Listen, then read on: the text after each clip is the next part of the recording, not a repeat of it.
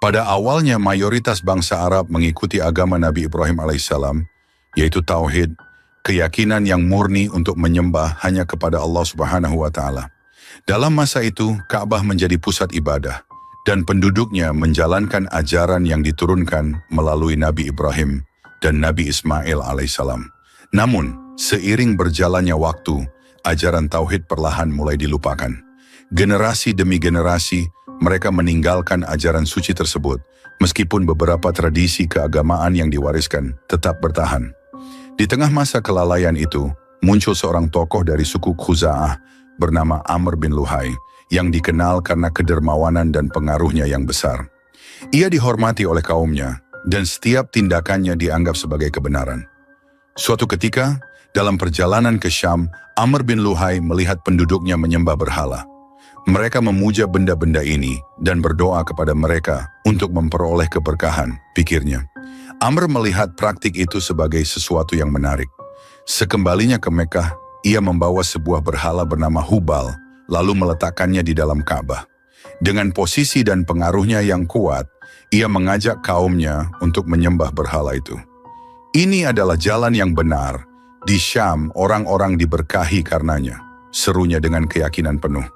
Tak butuh waktu lama, penduduk Mekah mulai mengikuti jejaknya. Berhala demi berhala didirikan hingga jumlahnya mencapai ratusan di sekitar Ka'bah. Di Ka'bah ada begitu banyak berhala hingga setiap keluarga memiliki berhala mereka sendiri, ungkap seorang tua pada generasi berikutnya. Ajaran tauhid Nabi Ibrahim alaihissalam pun semakin terkubur di bawah praktik syirik, bid'ah, dan khurafat.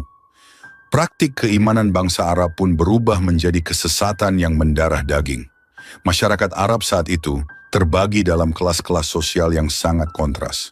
Ada kaum bangsawan dengan kekayaan melimpah dan kehormatan yang tinggi, sementara kaum budak hidup dalam penderitaan yang luar biasa.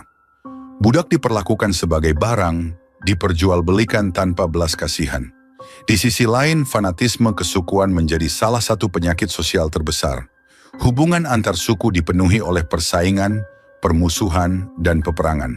Bantulah saudaramu, baik ia zalim atau dizalimi, menjadi semboyan mereka yang seringkali memperkeruh pertikaian.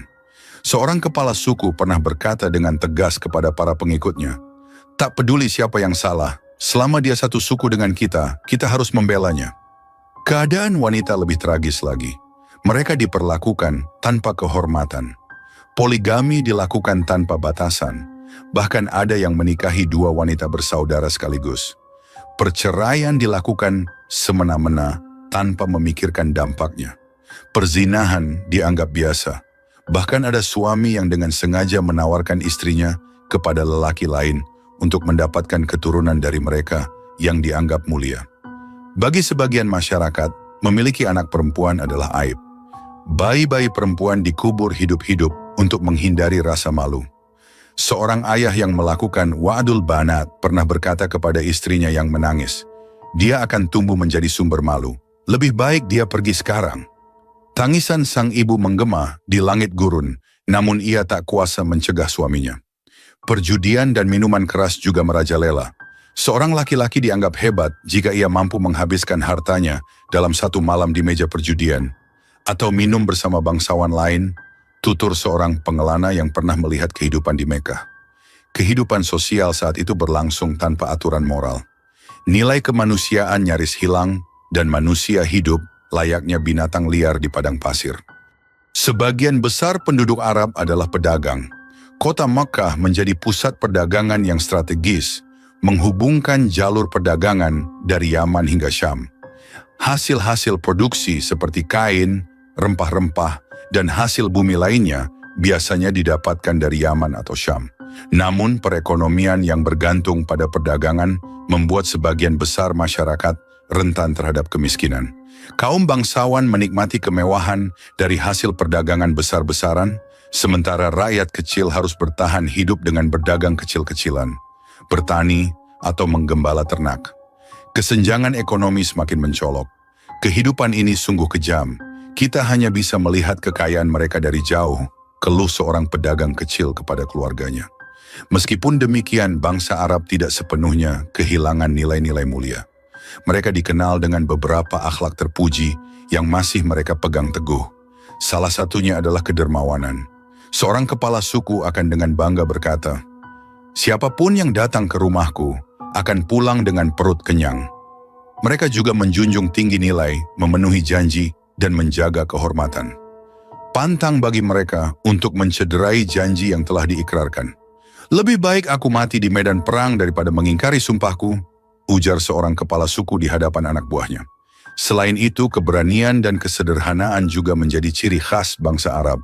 Mereka menghormati orang yang berani menghadapi musuh, meskipun harus mempertaruhkan nyawa. "Hanya pengecut yang lari dari musuh," ungkap seorang prajurit kepada anak lelakinya. Kesederhanaan mereka tercermin dalam kehidupan sehari-hari, di mana mereka menghargai apa yang dimiliki tanpa berlebihan.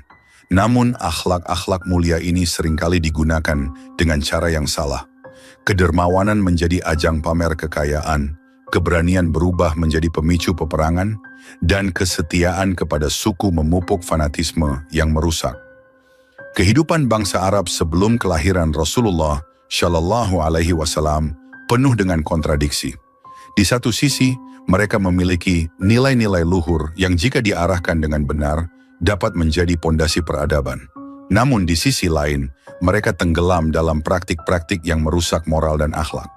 Mereka menunggu sosok yang mampu membangkitkan jiwa mereka dari kegelapan. Kelahiran Nabi Muhammad Shallallahu Alaihi Wasallam menjadi jawaban atas doa-doa kaum yang tersesat, namun memiliki potensi luar biasa. Beliau hadir membawa cahaya tauhid yang kembali menghidupkan nilai-nilai keadilan, kasih sayang, dan kemanusiaan yang sejati. Dari tanah Arab yang kelam, lahir cahaya Islam yang akan menerangi dunia.